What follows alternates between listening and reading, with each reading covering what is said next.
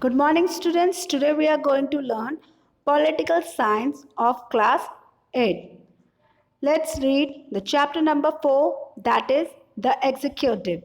Before starting the executive, what exactly the executive means? The executive means is to implement something, okay? Or we can say the executive means is to execute.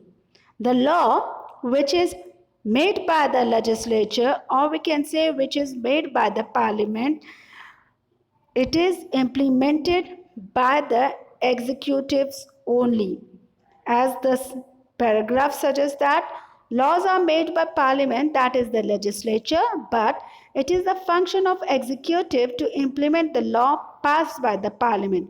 The executive of the Indian Union is the president. Now, who is the head of executive or who is the head of executive? The president is the head of executive.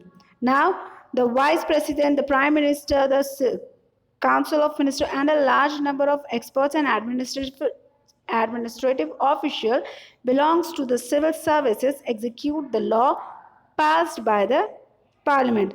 Not only the president plays an important role, but the vice president, prime minister, council of ministers, and other executives also play the role in order to implement the law which is passed by parliament. Let's see the role of prime minister and the council of ministers. In a parliamentary form of government, there is a nominal executive head and a real head. While the nominal head is the president, the real head is the prime minister assisted by the council of ministers. It implies that all decisions are taken by the prime minister in consultation with the council of ministers. Hence, it is the most powerful institution in India. This team of members put into practice the laws that are passed in the parliament. Now, the in a parliamentary form of government, there are two types of executive heads. One is nominal executive head, another one is real executive head. In India, the nominal executive head is the president, but the real power which is in the hands of prime minister. Now, prime minister assists his council of ministers and they together implement the decision which is taken by the parliament, or we can say they together implement the law which is taken by the parliament. Important decisions were taken by the prime minister with the help of his council of ministers.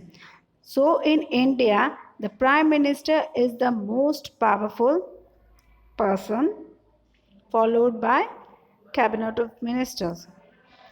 Let's see how these people were appointed. That is appointment.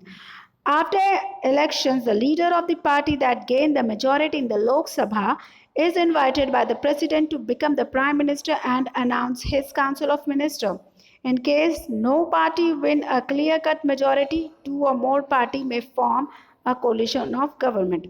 So, how they appoint? Once they won the election, the majority party who won the election is invited by the president to become a prime minister, and that prime minister announces council of ministers. Sometimes there is a case when there is no clear cut majority win by any party, so at that time two or more party come together to form a coalition government. The Prime Minister then prepare a list of members from the Member of Parliament to begin various portfolios. In case a non-member of Parliament is appointed as a minister, he must seek election and become a Member of Parliament within 6 months from the date of his appointment, or else he has to quit the ministry. The President administer the oath of office to all of them. The president has neither the freedom to appoint anyone as a minister nor can he dismiss anyone against the wish of the prime minister. So actually the minister hold office for as long as the prime minister wants them to. So what is the role of prime minister? Once prime minister got the invitation from the president, his role is to prepare list of minister according and give them the various portfolio. Sometime the non-member or non-member of parliament be appointed as a president, minister, so he has to seek election within a 6 months to become a member of parliament. Now the president only administer the oath of the office to all of them. He neither has a right to appoint anyone as a president minister nor has a right to dismiss anyone against the wish of the prime minister, or either appointing or dismissing the minister is only done by the prime minister.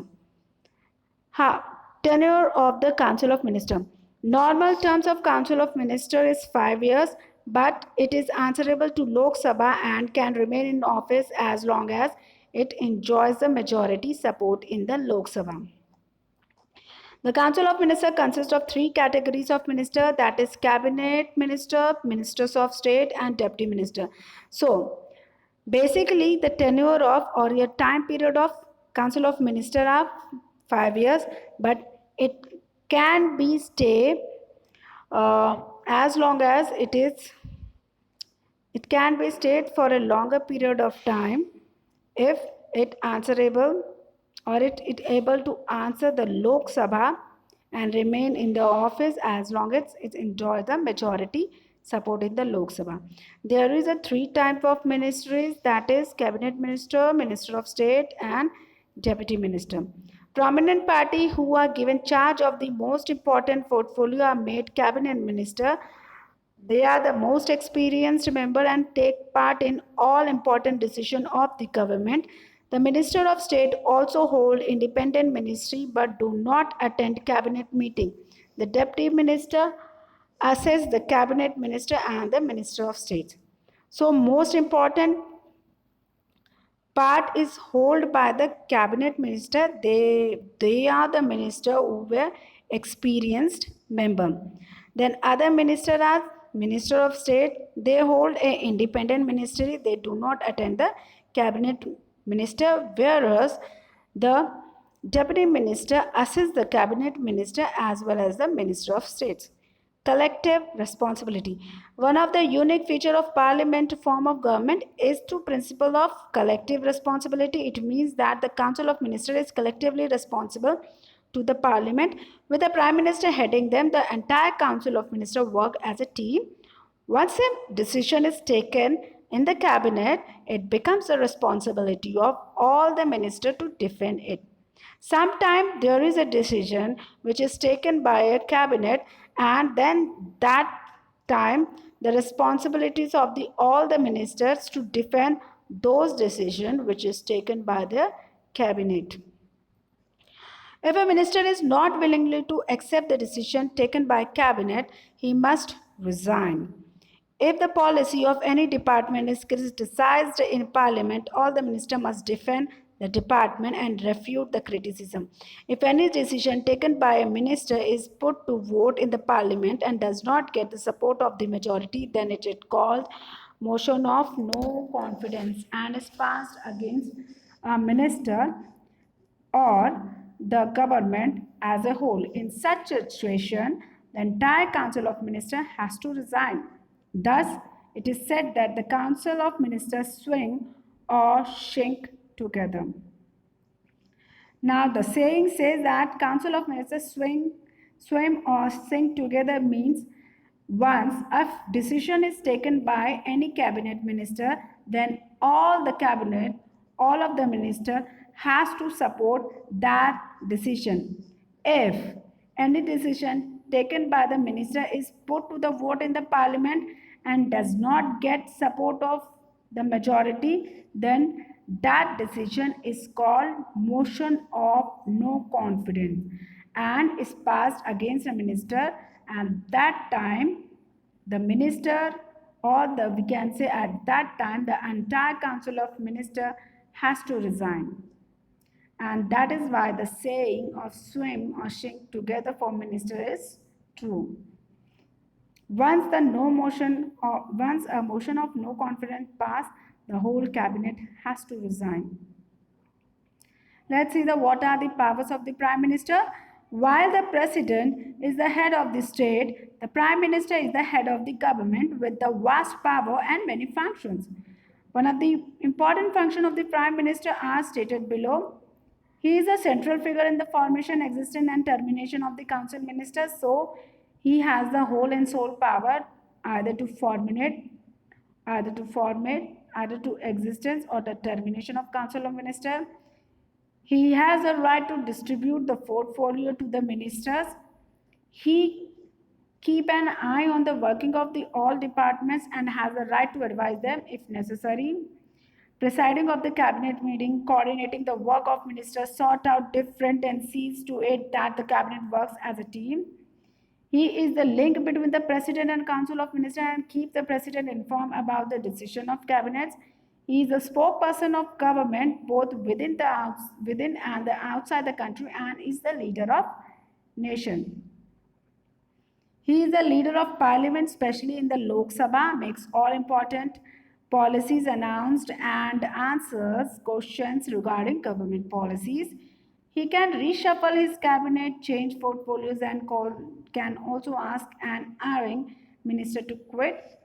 He can advise the president to summon, prorogue, or dissolve the Lok Sabha. He plays an important role in all decisions with regard to foreign policies. His or her statements and views on foreign affairs are regarded as the view of country as a whole. He can recommend appointment like the appointment of the Chief Justice, Judge of Supreme Court, Governor of the state, and so on. In the emergency, he in the emergency power that are formally given by the constitution to the minister are exercised in the practice by the prime minister also. Okay, sometime the emergency power which is originally the power of president can be practiced or exercised by the prime minister also. Thus the prime minister is described as the keystone in the cabinet arc because he or she controls the entire administration with the support of majority in the Lok Sabha. He and she become the ruler of the country. President. President, who is the highest official in India, is referred to the head of the state. He or she is elected for a fixed term of 5 years and can also be re-elected. The president acts on the advice of prime minister. Basically, here the president is the head of the state, but he cannot exercise his rights without the advice of prime minister. He need to take advice from the prime minister because the original head of the nation is the prime minister only. Now, there is a qualification for the president also, that is he has to be a citizen of India. He should be cross the age of 35. He should be qualified for election as a member of Lok Sabha. Then he cannot hold any office of profit under the central or state government, or we can say he does not have any kind of government job. If so, the post should be relinquished before seeking election. If so, he has to resign from that post only. Now, how the president election is held? The president is not elected directly by the government people. He is elected by the electoral college. Okay, the electoral college elects him or her as the president. This group consists of all elected members of the Lok Sabha, Rajya Sabha, and selected legislative assembly. The president can resign from the office before the end of his term by addressing a letter of resignation to the Vice President of India. The Vice President then informs the Speaker of the Lok Sabha. How President gets resigned? He resigned by informing Vice President by giving a letter of resignation, and that Vice President informs the Speaker of the Lok Sabha. Impeachment. What is the impeachment? Impeachment is the process of removing the President from his office. That is called impeachment. The President can be removed before the end of his or her term on the ground of violation of the Constitution or misuse of the status and position. That's all for today. Have a good day. Have a nice day.